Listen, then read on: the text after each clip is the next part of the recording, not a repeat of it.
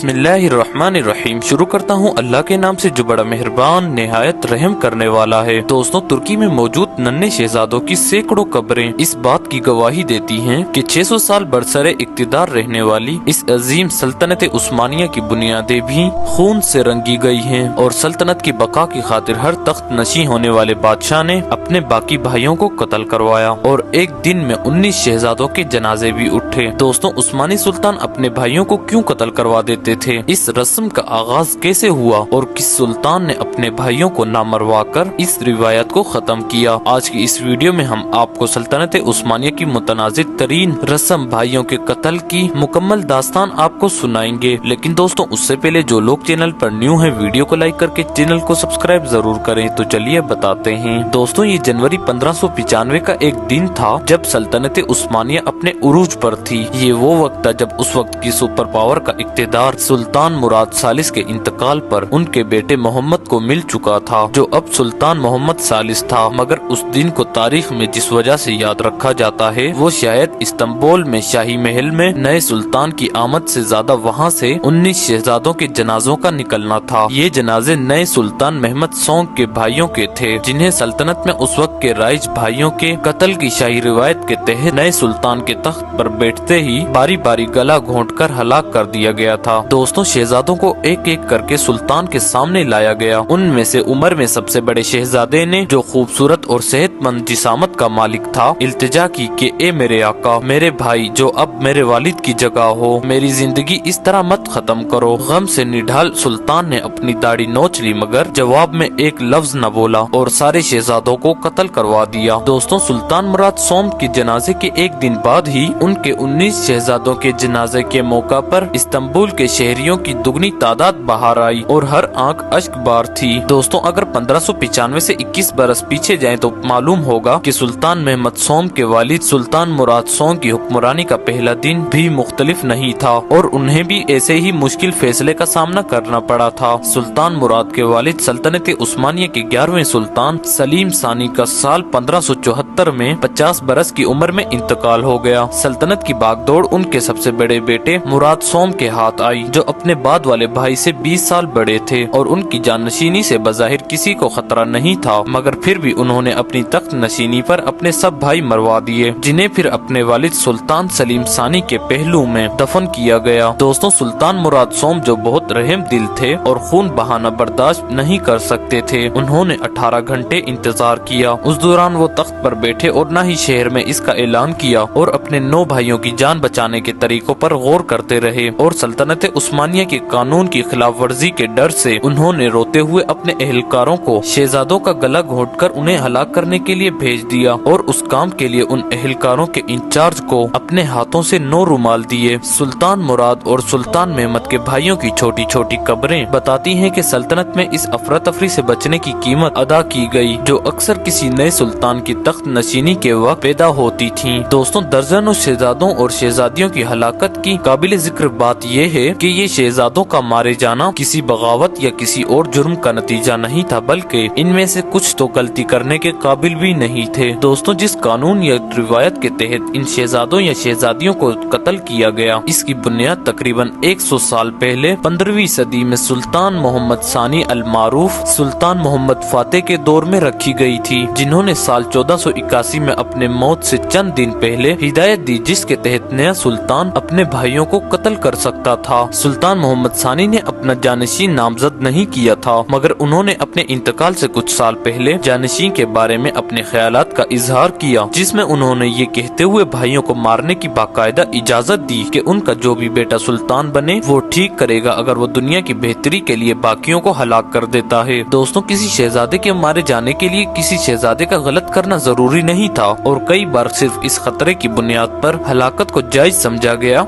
कि वो शहजादे मुस्तकबिल में बगावत कर सकते हैं। मगर सुल्तान मोहम्मद सानी ने इस कानून की जरूरत क्यों महसूस की, इसको समझने के लिए हम एक वाक़े की मदद ले सकते हैं। इसके लिए हमें सल्तनत उस्मानिया की तारीख में तकरीबन 70 बरस मजीद पीछे जाना होगा, जब जुलाई 1402 में अंकरा के करीब उस्मानी हुक्मरान सुल्तान बायजीद और सुल्तान तैमूर यानी तैमूर लंग के दरमियान एक बड़ी जंग हुई, जिसे जंग अंकरा कहा जाता है। दोस्तों, तैमूर लंग जब अपने घर से जंगी मुहिम्मात पर रवाना हुए तो उसके 30 बरस बाद चीन और ईरान से होते हुए अनातोलिया में उस्मानी सुल्तानों के इलाके तक पहुंच गए। तैमूर लंग अपने आप को चंगेज खान का वारिस समझते थे। इसी बुनियाद पर उसके ख्याल में अनातोलिया सल्जोक मंगोल इलाकों पर उनका हक था। उन्होंने अनातोलिया की मुख्तलिफ रियासतों जो उस वक्त तक उस्मानी सुल्तानों के ज़ेरे असर नहीं आई थी के दरमियान इख्तिलाफात का फायदा उठाने की कोशिश की, मगर उस्मानी सुल्तान बायजीद की नजर भी उन्हीं रियासतों पर थी। इसका नतीजा ये निकला कि तैमूर लंग और बायजीद की फौजें 28 जुलाई 1402 को अंकारा के करीब आमने सामने आ गईं। उस जंग में सुल्तान बायजीद को शिकस्त हुई और वो उसके बाद ज्यादा देर जिंदा नहीं रहे। दोस्तों, कुछ मौरखीन के मुताबिक तैमूर लंग ने सुल्तान बायजीद को पिंजरे में कैद किया और अपने साथ ले गया। सल्तनत उस्मानिया एक मुश्किल दौर में दाखिल हो गई। अगले 20 बरस तक सल्तनत उस्मानिया को खाना जंगी की वजह से शदीद तबाही और बर्बादी का सामना करना पड़ा और बायजीद के अपने अपने चारों बेटों के हजारों हामी थे और वो बरसों तक आपस में लड़ते रहे। आखिर में सुल्तान का सबसे छोटा बेटा महमद अव्वल अपने भाइयों को शिकस्त देकर 1413 में सल्तनत उस्मानिया का वाहिद वारिस बना। दोस्तों, सुल्तान महमद अव्वल को सल्तनत उस्मानिया को अपने वालिद सुल्तान बायजीद के दौर में जो हुदूद थी उन तक बहाल करने के लिए मजीद कई साल जद्दोजहद करनी पड़ी। उसी दौरान नए सुल्तान और तैमूर लंग जो वफात पा चुके थे उनके बेटे शाहरुख के दरमियान खतों के जरिए एक दिलचस्प मुकालमा हुआ जो हमारे आज के मौजू पर रोशनी डालता है। दोस्तों, 1416 में शाहरुख ने सुल्तान महमद अव्वल को खत लिखा और अपने भाइयों को हलाक करने पर एहतजाज किया तो उस्मानी सुल्तान का जवाब था कि एक मुल्क में दो बादशाह नहीं रह सकते। हमारे दुश्मन जिन्होंने हमें घेरा हुआ है हर वक्त मौका की तलाश में रहते हैं। यहाँ ये बात काबिल जिक्र है कि सुल्तान बायजीद खुद अपने भाई को हलाक करवाने के बाद तख्त पर बैठे थे। दोस्तों, साल 1389 में सल्तनत उस्मानिया के तीसरे सुल्तान मुराद अव्वल सर्बिया के खिलाफ जंग के दौरान कत्ल हो गए। उस मौका पर शहजादे बायजीद ने अपने भाई को मरवाकर सल्तनत का इंतजाम संभाल लिया। शहजादा बायजीद के हाथों उनके भाई शहजादा याकूब का कत्ल उस्मानी खानदान में भाई का पहला कत्ल था जिसका रिकॉर्ड मौजूद है। ताहम ये वाज़ेह नहीं कि ये कत्ल वहीं मैदान जंग में अपने वालिद की मौत की इत्तला मिलते ही उन्होंने करवा दिया था या चंद माह बाद किया गया। ताहम उस्मानी ये जंग जीत गए थे और सर्बिया उनके ताबे रियासत बन गई थी। दोस्तों, इब्तिदा में उस्मानी सल्तनत के इक्तिदार खानदान का मसला होता था जिसमें भाई, चचा, कजन और कई बार खातून रिश्तेदार भी किसी हद तक हिस्सेदार होते थे। ये सूरत हाल दुनिया की उन सल्तनतों से मुख्तलिफ थी जहाँ इक्तिदार पर सिर्फ बड़े बेटे का हक होता है। दोस्तों, सुल्तान मुराद और उनके बेटे महमद की तरफ से अपने भाइयों को कत्ल करवाना ये साबित करता है कि यूरोप का कानून जिसके तहत के विरासत मुकम्मल तौर पर सबसे बड़े बेटे को मुंतकिल होती है और जहाँ छोटे भाई बड़े भाई के लिए खतरा नहीं होते, तुर्कों की इस सोच की जगह नहीं ले सकता जिसके तहत हर बेटा अपने खानदान की हुकूमत का वारिस होता है। इस सूरत हाल में किसी भाई का सुल्तान के खिलाफ बगावत या साजिश करना जरूरी नहीं था, बल्कि ये भी मुमकिन था कि सल्तनत के सबसे ताकतवर हल्के सुल्तान से नाखुश होकर किसी भी दूसरे शहजादे को सुल्तान बनाने की कोशिश में लग जाते। दोस्तों, उस्मानी सुल्तान का बेटा होना कोई खुशनसीबी नहीं थी क्योंकि उनमें से जब एक सुल्तान बन जाता तो बाकियों के लिए मौत का इंतजार ही रह जाता। अगर सुल्तान के भाई जिंदा हो तो फौज के सुल्तान से तकाजे ही खत्म नहीं होते थे और अगर सुल्तान उनकी बात नहीं मानता तो वो कह देते खुदा तुम्हारे भाई को सलामत रखे, जिसका मतलब ये बताना होता कि वो उसे भी तख्त पर बिठा सकते हैं। दोस्तों, शुरू में इस रिवायत को इक्तिदार की वहदानियत बरकरार रखने के लिए बर्दाश्त किया गया ताकि हुक्मरान को किसी चैलेंज का सामना न करना पड़े। इब्तिदा में जब सल्तनत उस्मानिया फैल रही थी और सुल्तान खुद तवील अरसे के लिए दारुल हुकूमत से दूर मुहिम्मात पर जाते थे, लोगों को उस वक्त ये रिवायत ठीक लगती होगी, मगर सुल्तान सुलेमान के दौर के बाद कम उम्र लड़के और बच्चे जो अभी गोद में थे इस रिवायत का निशाना बने और अक्सर ऐसे सुल्तानों को बचाने के लिए जो बहुत कम दारुल हुकूमत से बाहर जाते थे। दोस्तों, सुल्तान सुलेमान आलीशान अल मारूफ सुल्तान आजम अल कानूनी ने गद्दारी और बगावत के शक में अपने बेटे शहजादा मुस्तफा और सुल्तान सलीम सानी ने अपने भाई शहजादा बायजीद को भी कत्ल करवाया था। महमद सोंग के बाद सुल्तान अहमद अव्वल तख्त नशी हुए मगर उन्होंने अपने भाई को दबाव के बावजूद कत्ल नहीं करवाया, मगर ये रिवायत उस वक्त तक मुकम्मल तौर पर खत्म नहीं हुई थी। तारीख से मालूम होता है कि सुल्तान अहमद के 7 बेटों में से 4 उनके तख्त पर बैठने वाले 2 बेटों सुल्तान उस्मान दोम और सुल्तान मुराद चाहरुम के हुक्म पर मारे गए। दोस्तों, जब सुल्तान अहमद अव्वल का इंतकाल हुआ तो उनकी जगह उनका भाई इब्राहिम तख्त नशी हुआ। हालांकि उनके बेटे मौजूद थे। ये पहला मौका था कि एक सुल्तान की मौत के बाद उनकी जगह उनके भाई ने ली और सुल्तान अहमद अव्वल के बाद सल्तनत उस्मानिया की इस मुतनाज़ तरीन रस्म का खात्मा हुआ और सल्तनत उस्मानिया में बगावत के जुर्म में कत्ल तो हुए, मगर तख्त नशीनी के खौफ से होने वाले ये शहजादों का कत्लेआम रुक गया। दोस्तों,